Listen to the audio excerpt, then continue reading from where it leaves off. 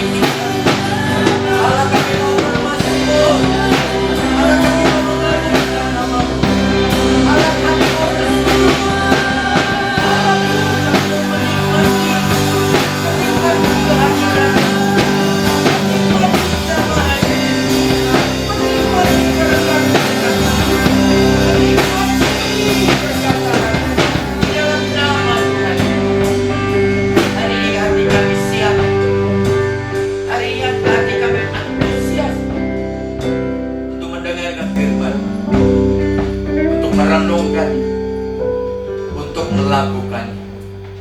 Di dalam nama Tuhan Yesus, tolong Roh Kudus kami beri kemampuan bukan hanya mengingat kebenaran firman Tuhan yang kami dengar, tapi kami diberi kemampuan untuk melakukannya di dalam kehidupan kami sehari-hari. Hamba serahkan pemberitaan firman Roh Kudus dalam tangan. Dalam nama Yesus kami berdoa dan mengucap syukur. Haleluya. Amin.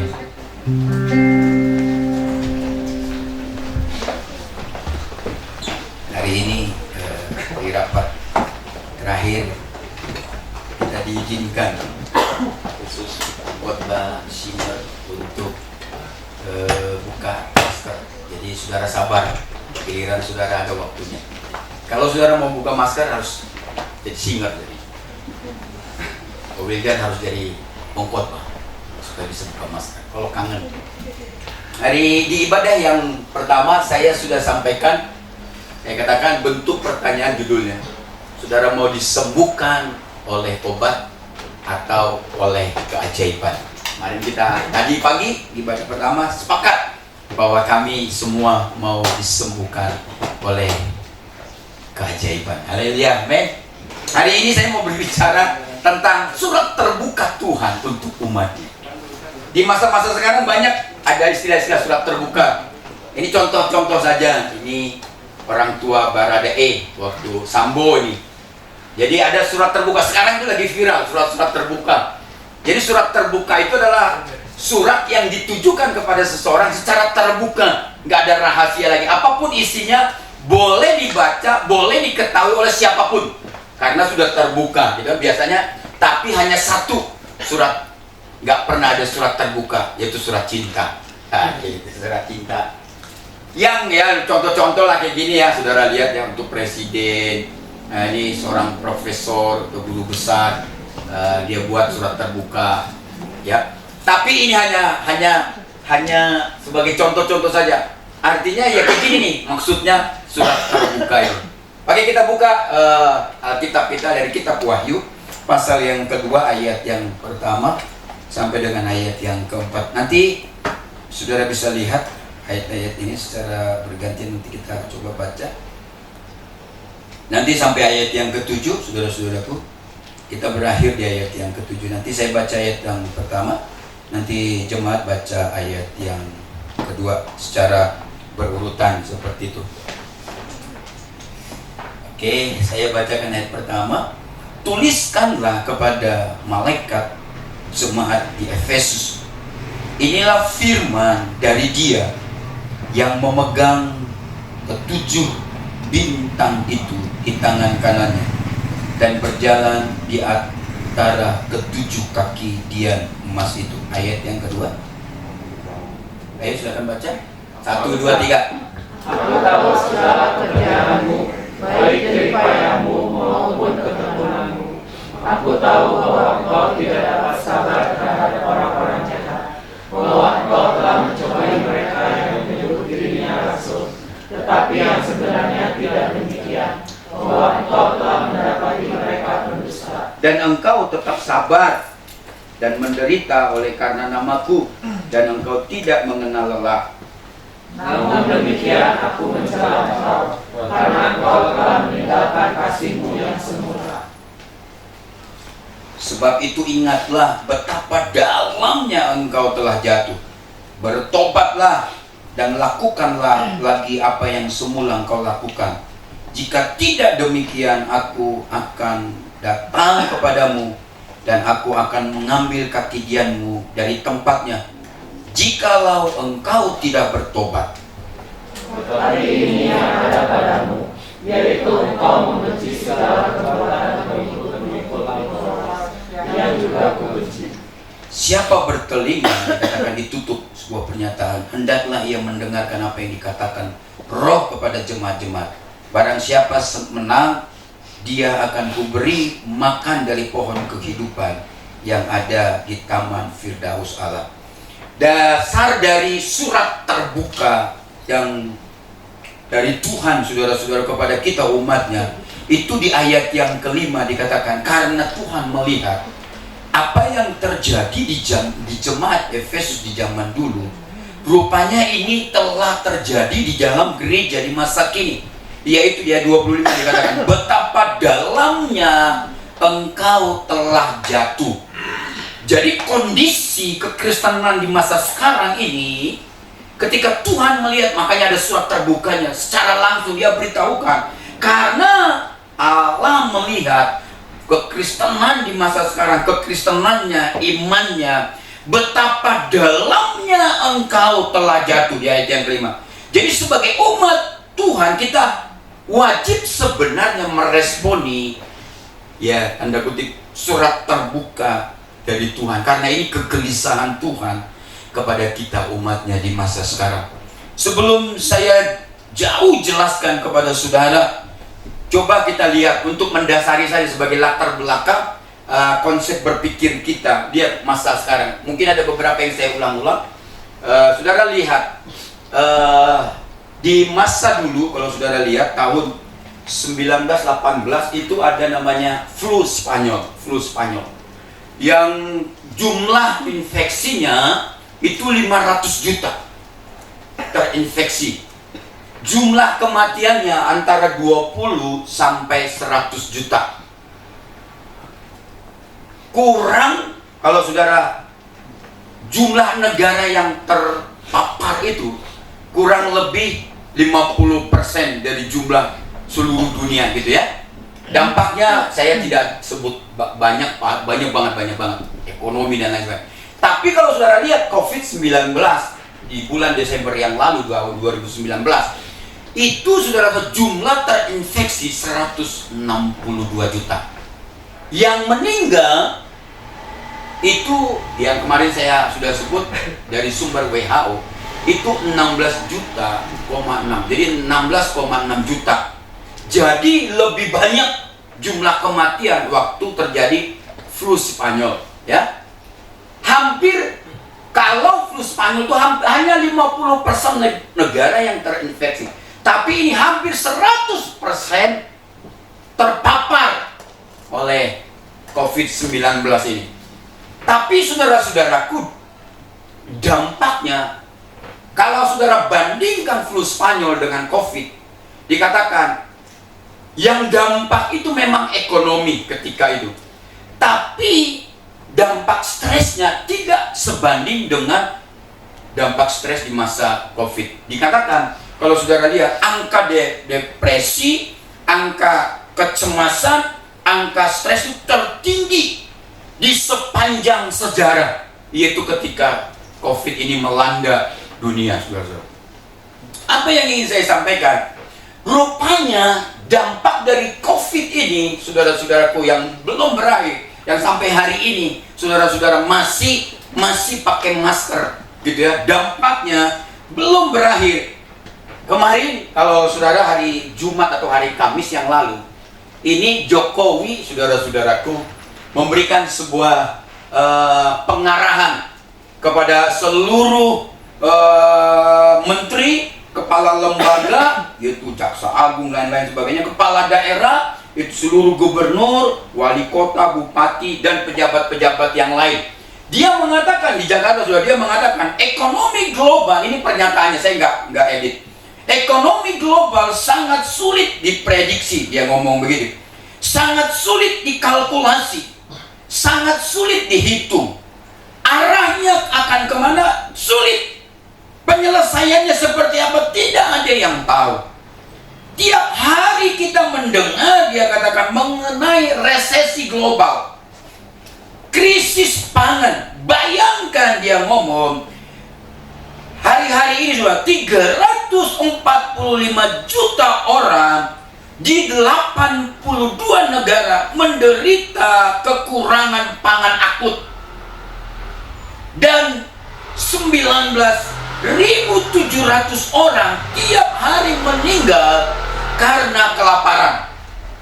Tahun ini sulit, dia katakan. Dia tutup banyak lagi sebenarnya. Saya hanya potong penggal beberapa kalimat yang beliau punya. Tahun ini sulit dan tahun depan akan gelap.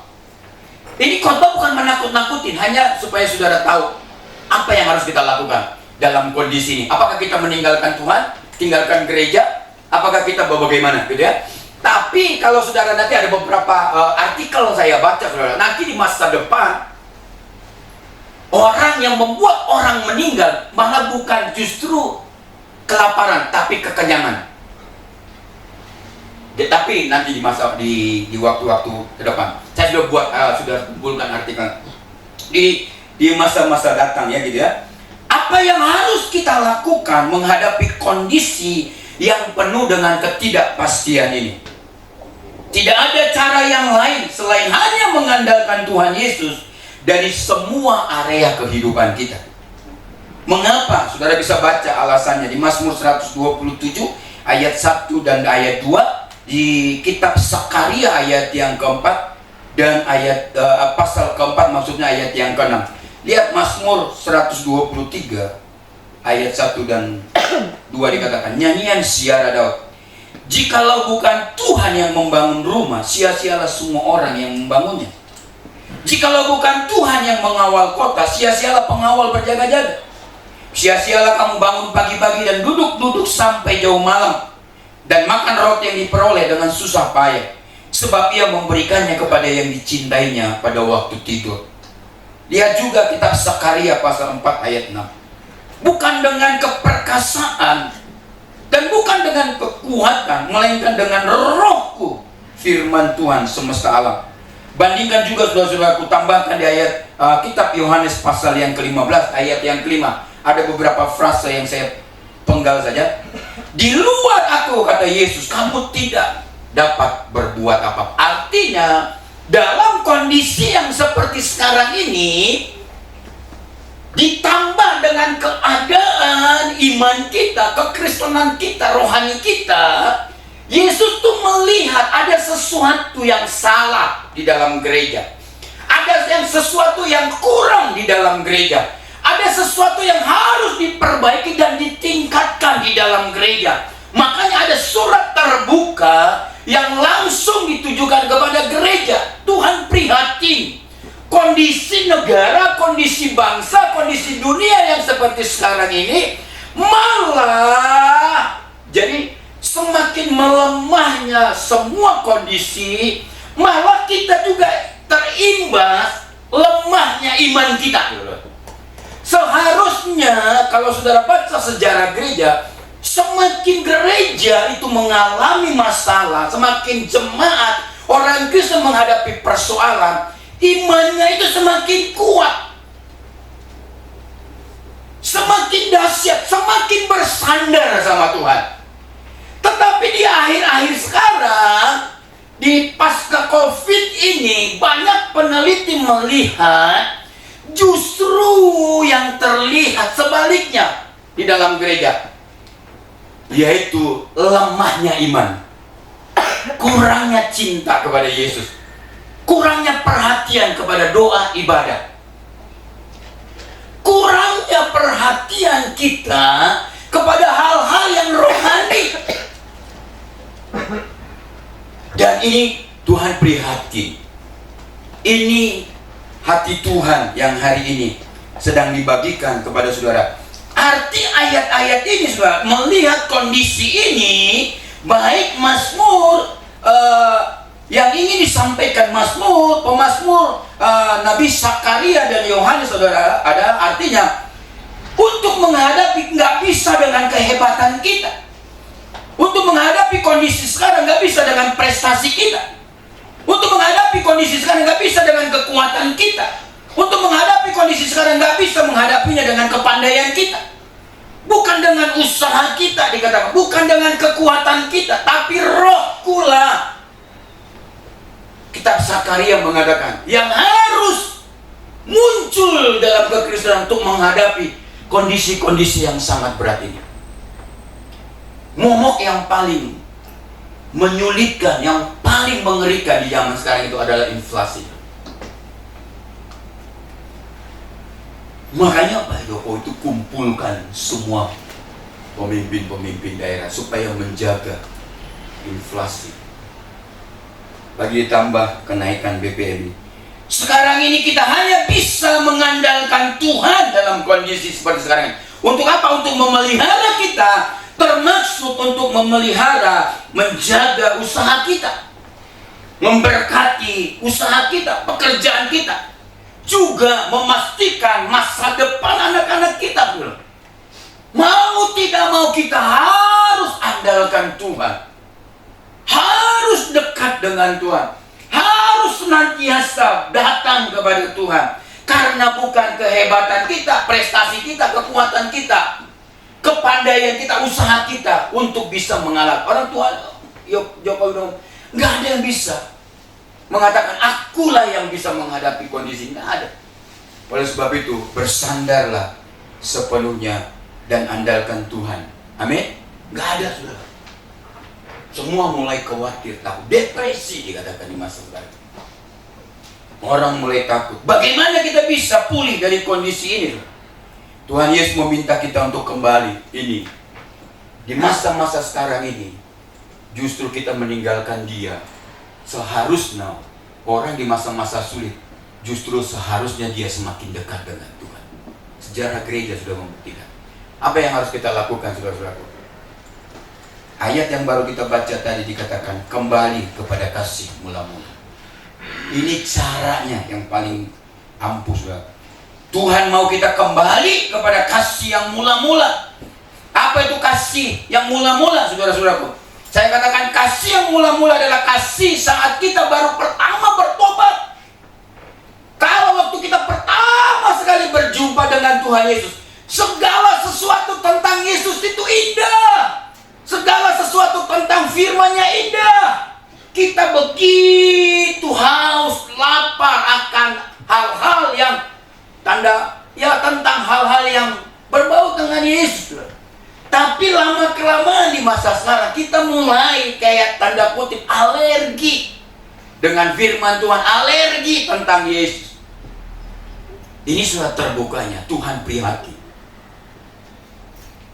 Di masa semakin sulit ini, seharusnya kita mengandalkan Tuhan, malah kita semakin jauh dari Dia.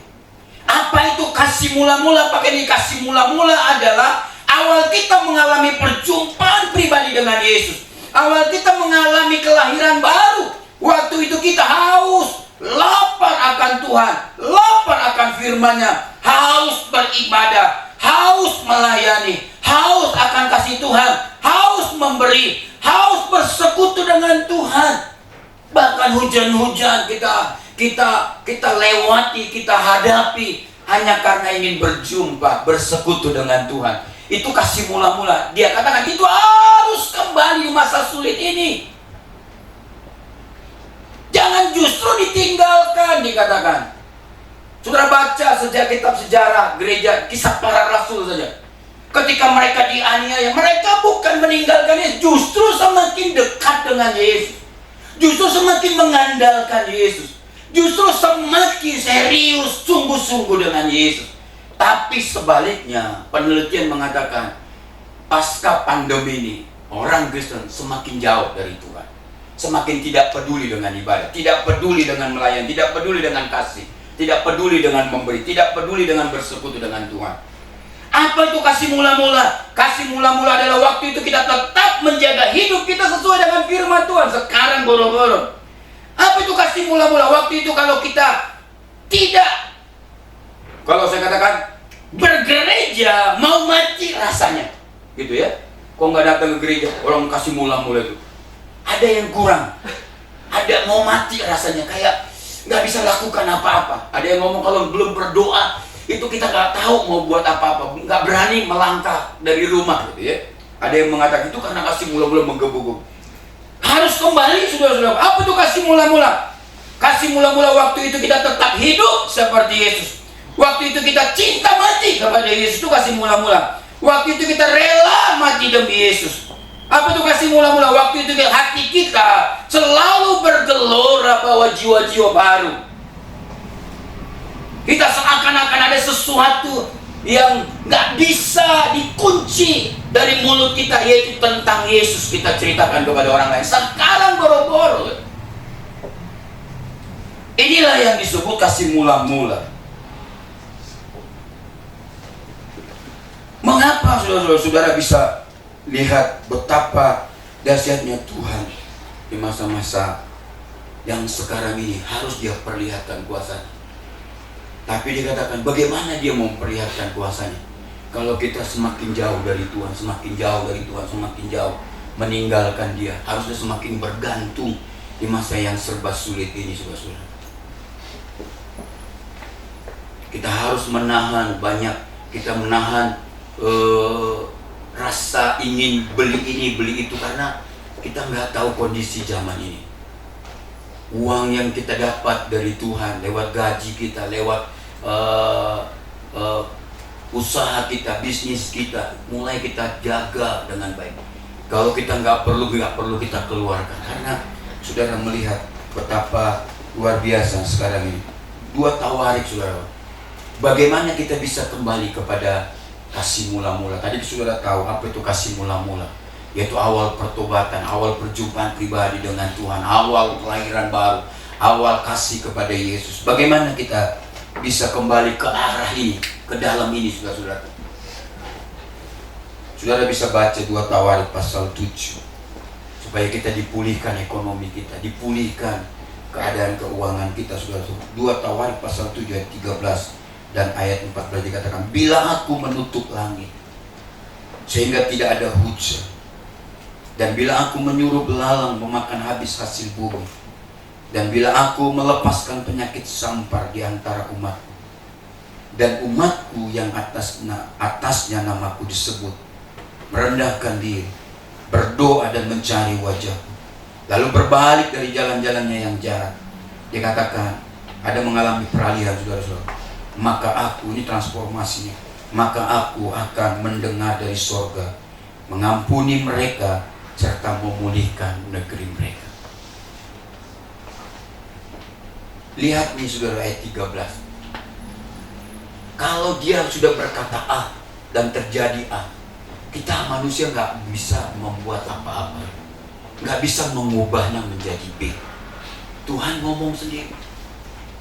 Artinya seandainya, oleh sebab itu mau nggak mau kita harus mengandalkan Tuhan di atas segala-galanya. Engkau mulai khawatir, gaji dengan pengeluaran, dengan uang sekolah, dengan biaya anak, kita mulai khawatir, mulai takut, mulai bensin dulu waktu saya isi biasanya 25 cukup. Sekarang 35. Apalagi motor-motor yang besar-besar itu, sekali nyedot berapa ember. Dulu mungkin ngisinya saudara bisa 35 motor besar, sekarang 50-an kan. Inflasi nggak mungkin langsung gaji saudara naik. Nah, ada kalau bisa semakin mati karyawan tuh mati. Gak mau bos tuh. Dia pikirnya untung saja, rugi nggak mau. Hanya Tuhan yang mau rugi supaya saudara untung. Bukankah Yesus katakan dia mau mati supaya saudara hidup? Yang miskin berkata, ku kaya, supaya kita kaya, dia mau miskin. Hanya Yesus yang mau rugi. Makanya saudara syukurlah punya Yesus. Amin. Yesus. Saudara tanya bapak-bapak yang anaknya masih kuliah, masih SMA, tiap bulan tuh kayak itu daun aja dikeluarin, disayangi supaya jangan dilihatin nolnya. Belum tanggal 10 datang surat bayar, siap bos. Dalam kondisi seperti ini, yang mampu bertahan hanyalah orang yang berlutut di kaki Tuhan. Mampu bertahan hanya orang yang berlutut di kaki Tuhan. Semakin kita andalkan lutut kita, maka Tuhan akan menyertai dan memberi hal-hal yang dahsyat buat kita. Karena kapan Tuhan mau menyatakan kemuliaannya? Ya saat-saat kritis seperti ini, saat-saat krisis seperti inilah, supaya dia mau menyatakan kemuliaan, supaya orang tahu, agama lain tahu bahwa Allah yang disembah oleh orang-orang Kristen, Yesus, di dalam Yesus Kristus adalah Allah yang benar di atas segala hal. Apa yang harus kita lakukan supaya bisa kembali kepada kasih mula-mula ini? Dari 2 Tawarik ini ayat 14 ada beberapa hal yang dicatatkan, saudara-saudara. Saudara bisa lihat. Pertama, dikatakan merendahkan diri. Kalau saudara baca 2 Tawarik ini, saudara-saudara, ini adalah latar belakang ketika Salomo sudah selesai mendirikan bait Allah. Hampir 3.000 tahun yang lalu Allah berjanji kepada Salomo. Dia katakan, kalau orang Israel dan engkau Salomo datang merendahkan diri, dia katakan berdoa, meninggalkan jalan-jalan atau bertobat, datang kepadaku, dia katakan, aku akan menjawab doamu, aku akan mendengar doamu, aku akan memulihkan negerimu, memulihkan orang-orang Israel. Dia katakan, yang pertama itu saudara-saudara, cara kembali kepada kasih mula-mula, merendahkan diri. Apa itu merendahkan diri? Saya ngomong saudara-saudara, masalah terbesar manusia di zaman sekarang adalah kesombongan. Kesombongan sangat bertentangan dengan hati Allah. Keangkuhan, kita merasa dapat melakukan semuanya. Pemimpin hebat saja mengatakan tidak ada waktu dia kumpul dengan pemimpin-pemimpin lain. Waktu Jokowi kumpul dengan pemimpin-pemimpin di G20, waktu dia kumpul di G7, dia pergi ke Arab, dia pergi ke sana. Semua pemimpin-pemimpin ini berkata tidak ada yang bisa memberikan solusi. Tapi masa sekarang Yesus datang dan dia mau memberi solusi untuk memulihkan negeri ini. Dia katakan, untuk memulihkan bumi ini, manusia dimulai dari gereja harus datang merendahkan diri. Jangan sombong, jangan angkuh. Kita merasa dapat melakukan semuanya. Ingat, saat kita datang kepada Tuhan, kita harus meninggalkan semua kehebatan kita, keangkuhan kita, prestasi kita. Jangan pernah datang sama Tuhan dan mengatakan, Tuhan, aku sudah melakukan ini, aku sudah melakukan ini. Jangan datang dengan rendah hati, datang dengan tangan kosong, kau pulang dengan tangan yang penuh. Datang dengan menangis, akui bahwa kita nggak hebat. Akui bapak-bapak untuk mengatur bisnismu, engkau bukan orang hebat, Tuhanmu hebat. Ngomong Tuhan yang hebat, bersamalah denganku. Ketika kau buka daganganmu, katakan Tuhan yang hebat adalah bersama di daganganku. Engkau tidak bisa mencapai target oleh perusahaanmu, katakan Tuhan yang hebat, engkau bisa menolong aku supaya aku bisa mencapai target yang diberikan oleh perusahaan. Gak bisa kehebatan. Bukankah kita pernah dengar tentang Petrus yang seharian, semalam-malaman mereka pergi mau tangkap ikan, tapi pulang dengan tangan yang kosong. Waktu Yesus katakan, tebarkan, pergi kembali, ayo ke laut kembali, tebarkan jalamu. Petrus katakan, aku sudah semalam-malaman pergi menangkap ikan, 1 ekor pun ikan, 1 ikan buntal pun gak dapat. Tuhan suruh lagi. Tapi ketika mereka taat, andalkan Tuhan. Ketika mereka taat, mereka pulang. Bukan hanya perahunya yang penuh, tapi perahu-perahu yang menyertainya juga penuh. Kenapa ayat ini? Kenapa janji ini? Kenapa nubuatan? Kenapa firman ini gak bisa kita jadikan ini terjadi dalam hidup kita? Merendahkan diri adalah sikap hati yang tunduk di bawah kehendak Allah. Jadi semua kerendahan hati itu adalah mengatakan bahwa kehendakmu yang jadi, Tuhan, bukanlah kehebatanku dan kehendakku. Kita harus merendahkan diri di hadapan Tuhan di masa-masa sulit ini. Kalau mau dipulihkan Tuhan, segeralah datang, tapi dengan merendahkan diri, bukan dengan keangkuhan. Yang kedua dikatakan dengan doa. Jika umatku datang dengan merendahkan diri, berdoa, yang kedua dikatakan, aku akan datang menjawab mereka dan memulihkan mereka. Dua, apa itu doa? Saudara tahu semua, doa adalah kebutuhan kita, bukan program. Nah ini celakanya saudara-saudaraku. Banyak gereja itu diprogramkan, doa pagi, doa malam, doa siang, doa subuh.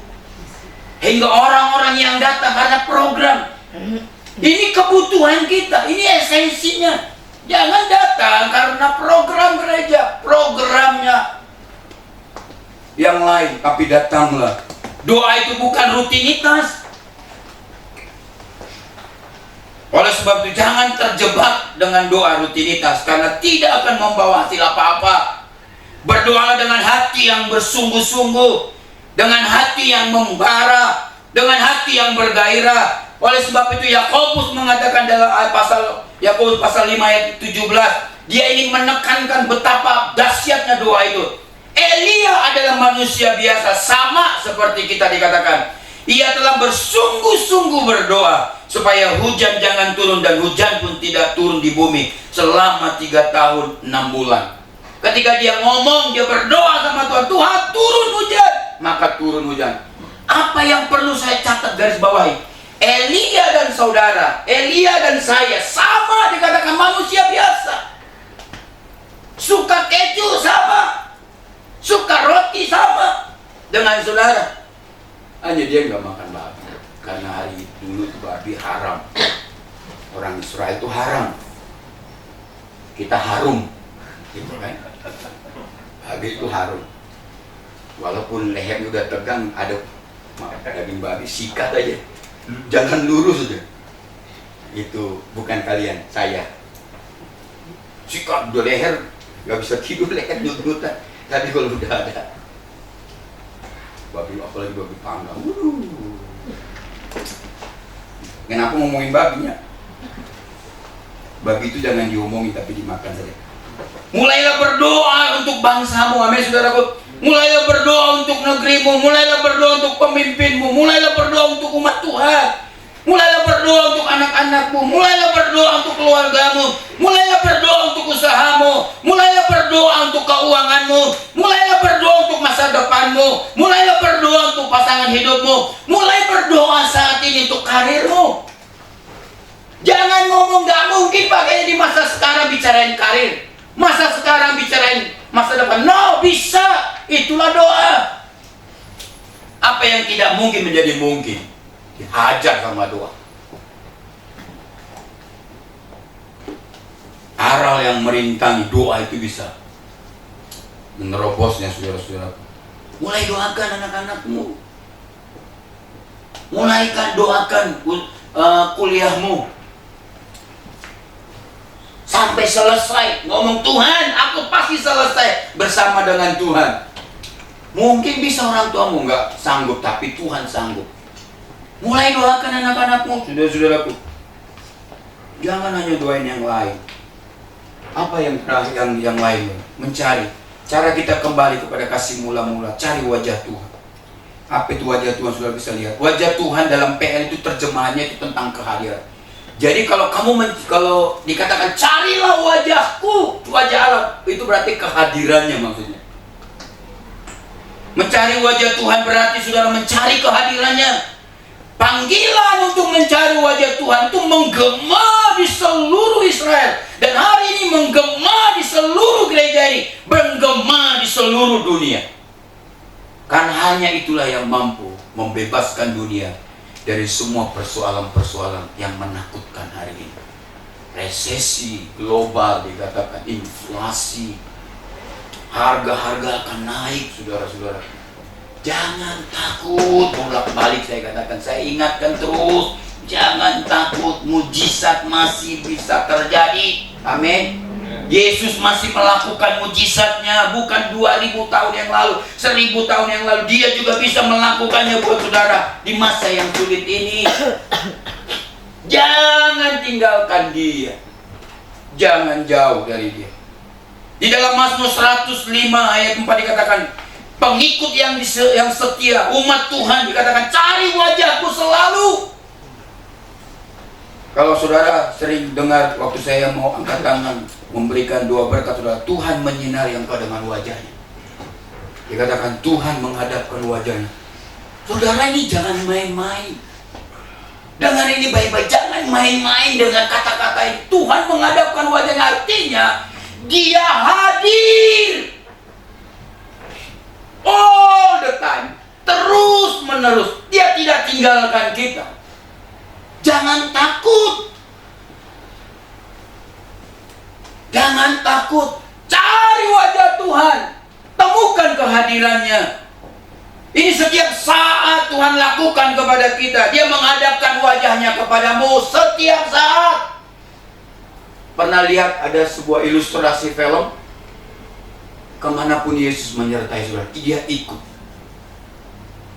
Dia selalu memandang saudara. Untuk mengilustrasikan betapa Yesus itu menyertai. Jangan takut, jangan pernah katakan Dia nggak nyertai. No, wajahnya diperhadapkan kepadamu. Sinar kemuliaan wajahnya juga menyertaimu. Mencari wajahnya berarti mencari karakternya, mengingini Dia lebih daripada apapun. Merindukan kehadirannya, itulah yang disebut mencari wajahnya. Mencari wajah Tuhan berarti Allah menjadi fokus utama kita. Kita harus memberi waktu khusus buat Dia. Allah tidak ingin mencari Dia kalau saudara. Allah tidak menginginkan saudara mencari Dia karena hanya punya waktu luang. Allah tidak ingin mencari wajahnya ketika saudara hanya perlu Dia. Kalau ingin Tuhan memulihkan keadaan, memulihkan bangsa, memulihkan keluarga, memulihkan masa depan, memulihkan pekerjaan, usaha dan bisnismu. Yang ketiga ini adalah carilah wajah Tuhan. Ini surat terbuka dari Tuhan buat kita. Yang terakhir, berbalik dari jalan-jalannya yang jahat. Apa itu berbalik dari jalan-jalannya yang jahat? Lihat di situ saya sudah sebut, saudara. Jika kita ingin menginginkan pemulihan, maka satu-satunya cara adalah bertobat. Saya pakai masker aja. Gak enak dengan saudara, saya sendiri gak pakai masker. Pertobatan itu bahasa Yunaninya itu metanoia. Ada toko buku dulu metanoia. Dari kata meta dan noia. Meta itu artinya berbalik dan berubah. Bukan kayak Superman. Bukan, saudara-saudaraku. Jadi perubahan yang mutlak gitu ya. Sedangkan noia itu akal budi, pikiran. Jadi secara harafiah itu berubah cara kita berpikir gitu. Apa yang di masa sekarang bagaimana cara kita mengubah pikiranmu yang gak mungkin jadi mungkin. Dari awal sudah Dia katakan, Tuhan katakan, jangan andalkan kekuatanmu karena nggak mungkin. Saya sudah faktanya, Jokowi aja sudah ngomong, nggak bisa, nggak ada yang bisa memprediksi, nggak tahu ujungnya bagaimana. Dia malah sebut hari ini dia katakan susah, besok gelap. Ini bukan nakut-nakutin negara bangsanya, tapi supaya tahu apa yang harus dilakukan oleh bangsa ini. Saudara-saudaraku, ubah cara berpikir kita. Kalau kau mengatakan ini gak mungkin pakai Tuhan ngomong mungkin, ubah. Bertobat dari cara berpikir yang mengatakan tidak mungkin, tapi Tuhan katakan mungkin. Di saat kita bertobat, itu berarti kita mengubah cara berpikir kita tentang diri kita, tentang bisnis kita, tentang usaha kita, tentang pekerjaan kita, tentang anak-anak kita. Ubah cara berpikirnya itu. Kalau kita katakan anak ini nggak bisa nih, ubah cara berpikir anak ini bisa. Anak ini nggak punya masa depan, ubah cara berpikirmu. Anak ini punya masa depan, amin. Jangan saudara ubah, jangan saudara tidak melakukan hal ini, karena ini adalah berbalik dari cara-cara berpikir yang tidak mungkin jadi mungkin di masa-masa sulit ini. Jangan katakan, udah nggak mungkin lagi aku bisa nerusin sekolahmu nak. Itu kata itu harus bertobat. Metanoia, cara berpikir yang terbalik, salah. Katakan, aku pasti bisa bersama dengan Yesus meneruskan sekolahmu nak. Itu yang benar. Di saat kita bertobat, itu berarti cara berpikir tentang diri kita, tentang anak kita, tentang bisnis kita, tentang usaha kita, tentang pekerjaan kita, yang saudara katakan tidak mungkin, itu jadi mungkin. Bertobat itu metanoia, itu berarti apa yang penting bagi kita harus kita ubah cara berpikirnya. Yang penting bagi Tuhan, baik di masa depan, masa sekarang, dan mungkin masa lalu, saudara. Tuhan akan menolong kita. Inilah yang Tuhan mau sampaikan kepada kita. Surat yang terbuka ini. Kita harus kembali kepada kasih mula-mula. Bagaimana cara kembali? Ada 4 hal yang saudara bisa saya bagikan hari ini. Mari kita naikkan satu pujian. Tadi mudah-mudahan semua tahu pada pujiannya balik. Tidak sama. Ku cari wajahmu, ku temukan kasihmu. Nama Ibu Lydia tadi sudah, mudah-mudahan bisa. Ku cari wajahmu, temukan kasihmu. Ini karena ini lagu baru, jadi banyak yang nggak bisa. Maksudnya terlalu lama. Mari kita, saudaraku, berdiri bersama-sama sebelum kita masuk dalam perjamuan itu. Haleluya. Haleluya. Ucap haleluya.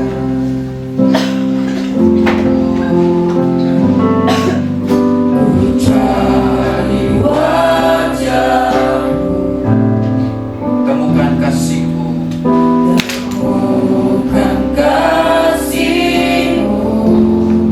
Kau bukan Tuhan yang jauh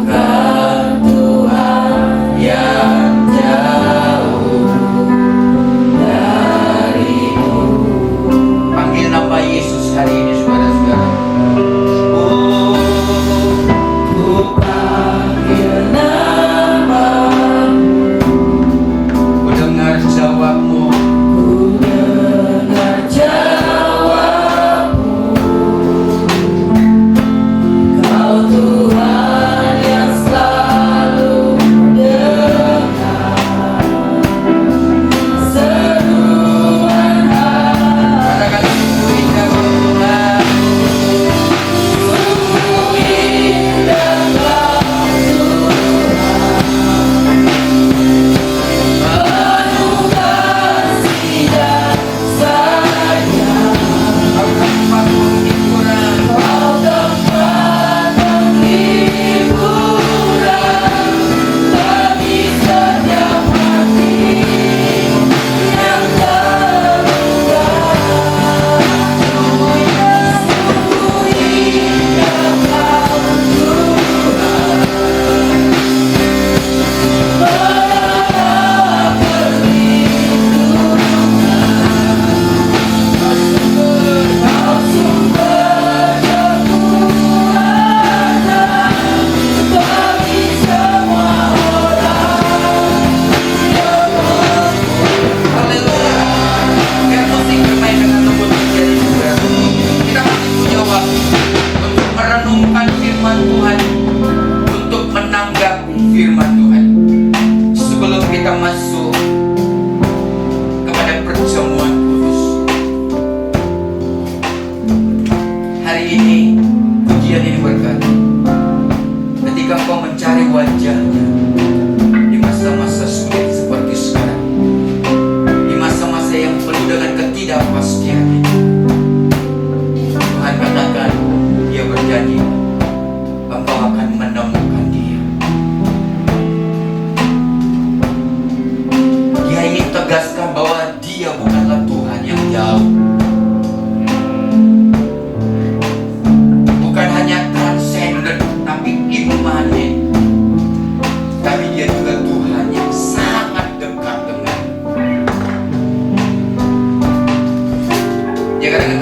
engkau panggil namanya, Yesus tolong saya, dia kata berjanji, aku akan dengar suaramu, aku akan memberi jawab dari seruan. Karena Tuhan selalu dengar seruan saudara dan saya. Maka ketika semua kehadirannya hadir di tengah-tengah, dengarkan ini baik-baik. Kehadiran Tuhan di tempat bisnis usaha saudara, kehadirannya akan membawa berkat di tempat usaha. Kehadiran Tuhan di tempat engkau bekerja, kehadirannya akan membawa berkat dan mujizat di tempat engkau bekerja. Kehadiran Tuhan ketika dia engkau hadirkan di tempat usaha dagangan, maka kehadirannya akan membawa berkat yang berlimpah di dalam dagangan.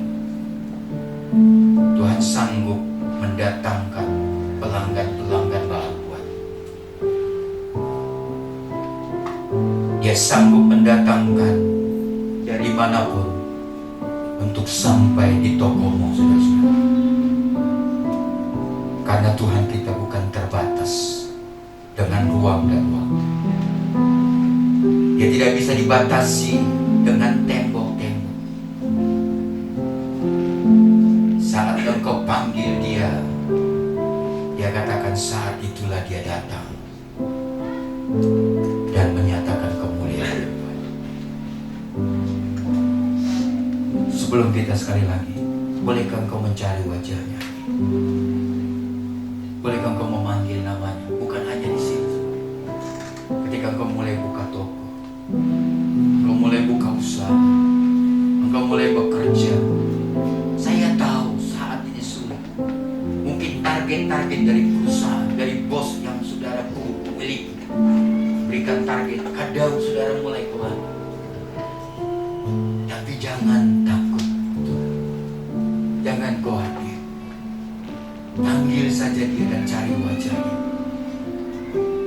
Katakan ketika kau datang merendahkan diri, kembali kepada kasih mula-mula dengan cara merendahkan diri, datang kepada-Nya.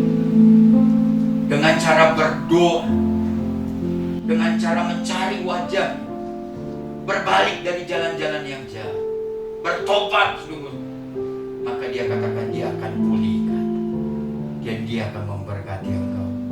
Sehingga dunia tahu bahwa Allahmu hidup, Allahmu dahsyat.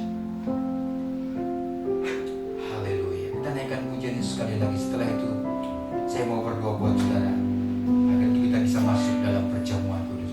Cari wajah, mari cari wajahnya saudara. Jangan tinggalkan tempat ini sebelum engkau menemukan wajahnya. Panggil namanya, yang punya nama Yesus, yang punya panggilan Bapa, Allah, Yehova Jireh, Yehova Shalom, Yehova Nissi, Yehova Rafa. Dia punya Allah, Allah yang menyediakan, Allah yang memberi, Allah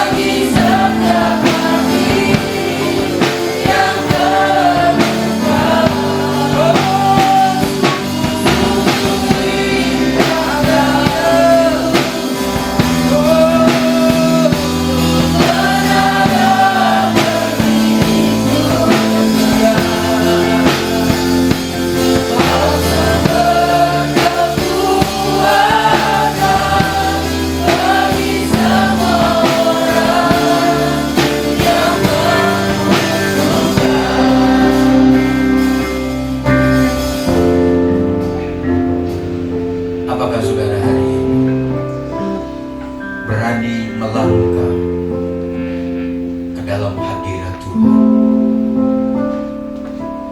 untuk mendapatkan keajaiban dan pertolongan.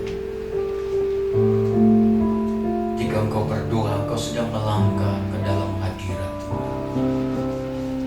Engkau sedang masuk ke dalam kemuliaan, dan di sanalah engkau mendapatkan segala yang kau butuhkan. Apakah engkau hari ini mau mendapatkan? Apakah engkau bersedia melangkah ke dalam hadirat, melangkah di dalam kemuliaan? Kalau engkau berkata ya, datanglah saudara-saudaraku kepadanya. Mari hamba-hamba Tuhan yang betul perjamuan kudus, silakan datang ke depan. Haleluya.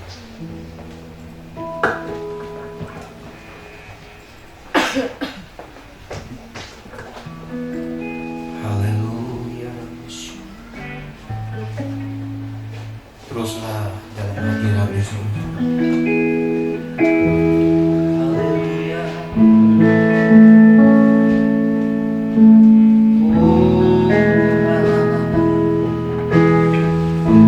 Hamba-hamba berdoa untuk rekan-rekan hamba-hamba yang hari ini Tuhan percaya mengambil bagian dalam perusahaan. Mereka akan membagikan garam. Kami akan melakukannya dengan penuh hormat, kesungguhan dan penuh kasih. Urapi kedua hamba-Mu, pengurapan Tuhan di atas kedua unsur perjamuan, pengurapan Tuhan di atas umat-Mu yang hadir Bapa. Di dalam nama Tuhan Yesus, kami berdoa, kami siap melakukannya, kami siap diberkati, kami siap menerima janji Tuhan. Urapi kedua hamba-Mu di dalam nama Yesus. Haleluya. Amin.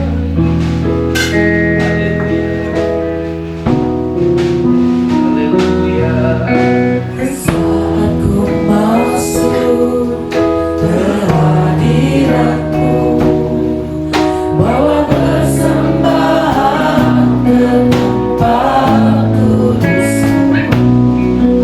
Pujian tunaikan sembahku berikan bagi-Mu Allah yang mulia. Kau layakkan-Ku menghadiri-Mu, melihat tata kemuliaan-Mu. Pujian tunaikan sembahku berikan bagi-Mu Allah yang mulia. Oleh kuasa darah-Mu, Kau tebus dosaku. Kekudusan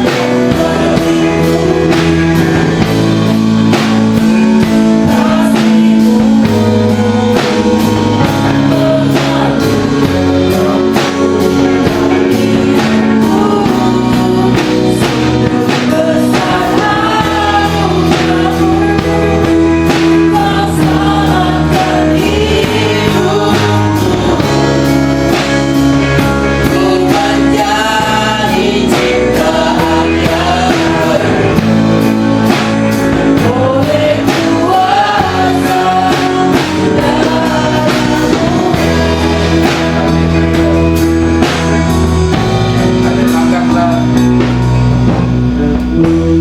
roti yang melambangkan tubuh Tuhan. Sebab apa yang telah kuteruskan kepadamu telah aku terima dari Tuhan, yaitu bahwa Tuhan Yesus pada malam waktu Ia diserahkan mengambil roti, dan sesudah itu Ia mengucap syukur atasnya. Ia memecah-mecahkannya dan berkata, inilah tubuh yang diserahkan bagi kamu. Perbuatlah ini menjadi peringatan akan aku. Mari kita memakannya di dalam nama Yesus.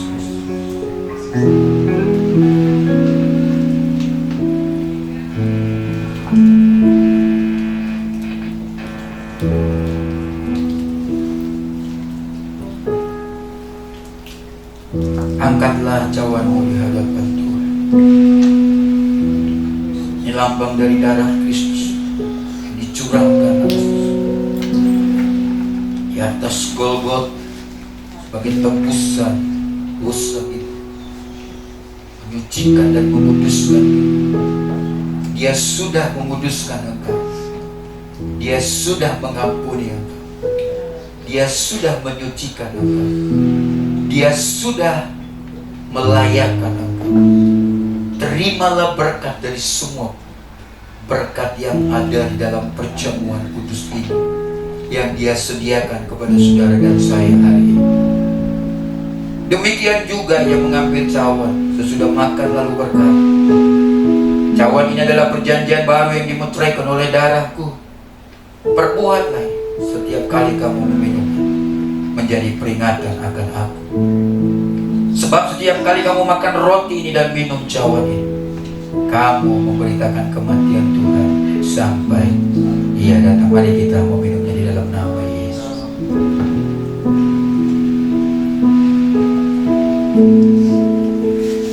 Mengucap syukurlah kepada-Nya. Haleluya. Terima kasih Bapa. Kami sudah dengarkan firman. Kami akan pulang.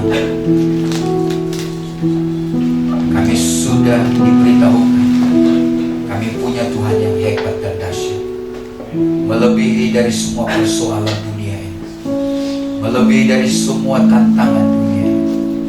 Apakah akan terjadi resesi global, inflasi yang tinggi, ekonomi yang sulit, keuangan yang sulit, pangan yang sulit, tapi Tuhan berjanji Tuhan akan menyatakan kemuliaan di tengah-tengah umat-Nya.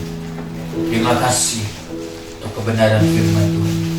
Kami akan kembali kepada kasih kami mula-mula dengan cara datang merendahkan hati, datang berdoa, datang bertobat, datang meninggalkan segala hal-hal yang jahat di hadapan Tuhan.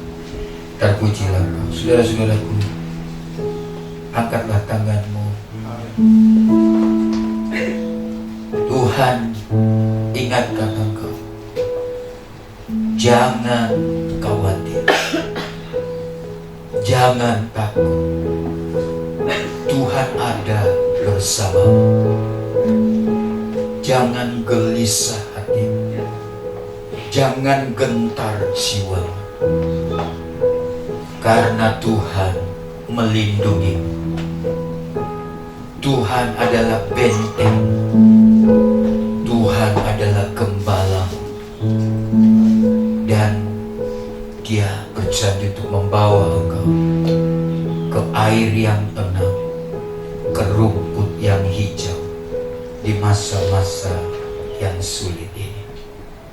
Terimalah berkat dari Allah Bapa kita, kasih sayang dari Yesus Kristus, serta persekutuan dari Roh Kudus akan menaungi, memberkati, menyediakan yang terbaik dalam hidup hari ini sampai selama-lamanya. Tuhan Yesus memberkati saudara. Amin. Tolong silahkan duduk, saudara, ada pengumuman untuk ulang tahun dari pengurus ini.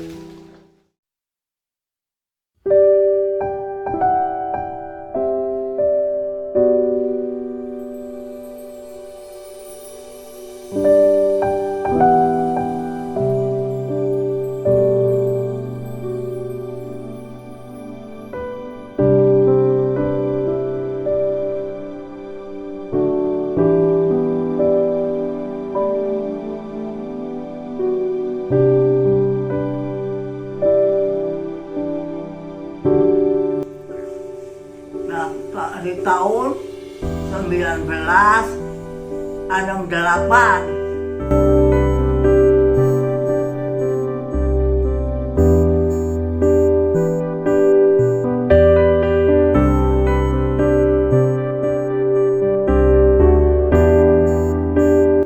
iya, sebelum gereja dibentuk aja saya sudah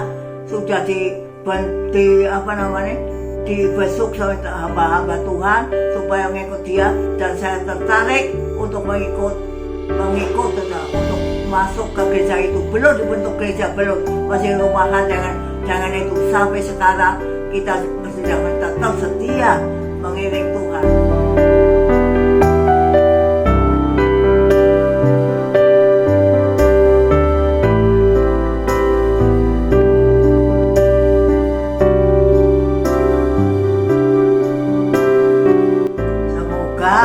Untuk saya setia di gereja, melayani anak-anak sekolah minggu, dan banyak jiwa-jiwa diselamatkan, dipakai Tuhan untuk selama-lamanya.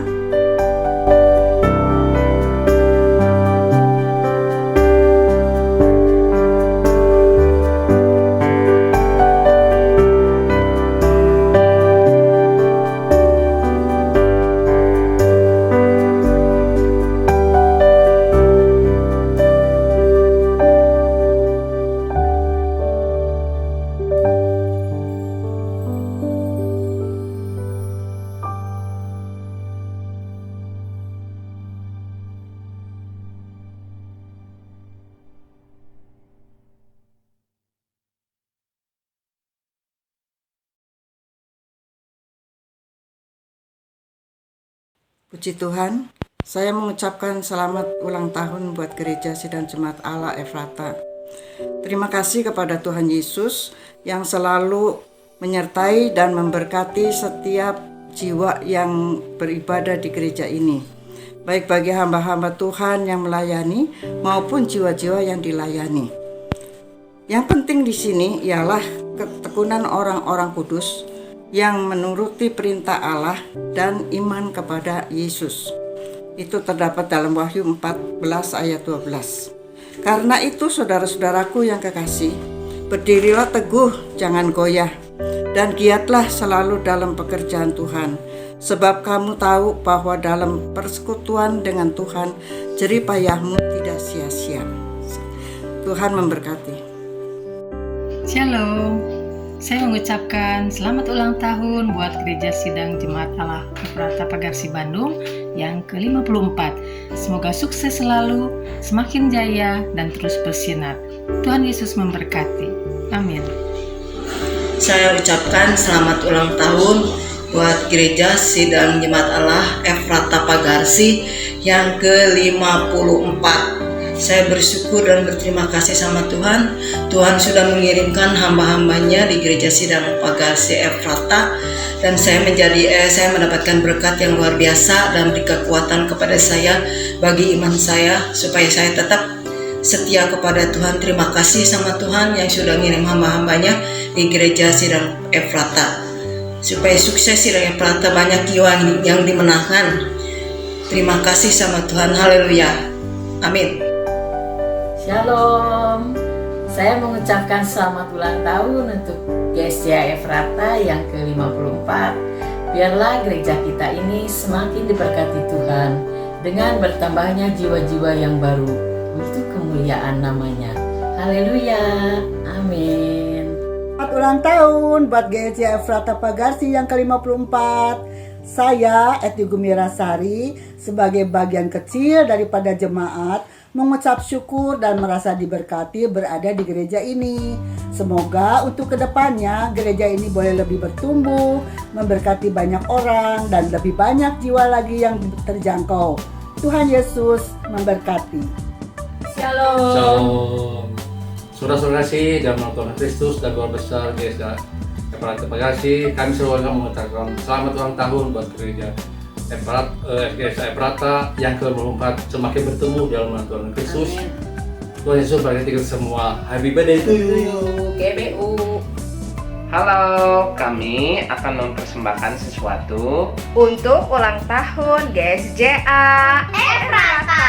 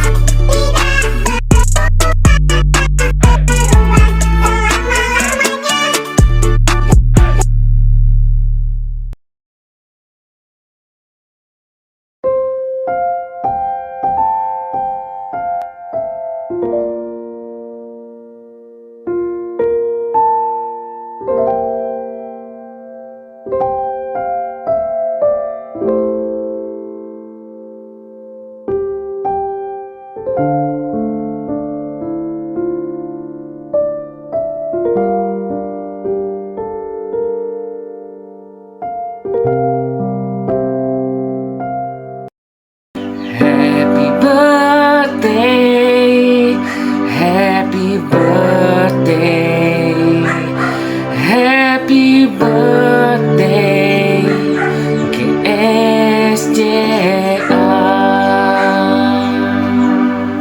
Happy birthday GSJA. Semoga semakin glow up dan terus maju bersama melangkah. Amin. Happy birthday, happy birthday, happy birthday to you. Happy birthday GSJA Efrata, Tuhan Yesus memberkati.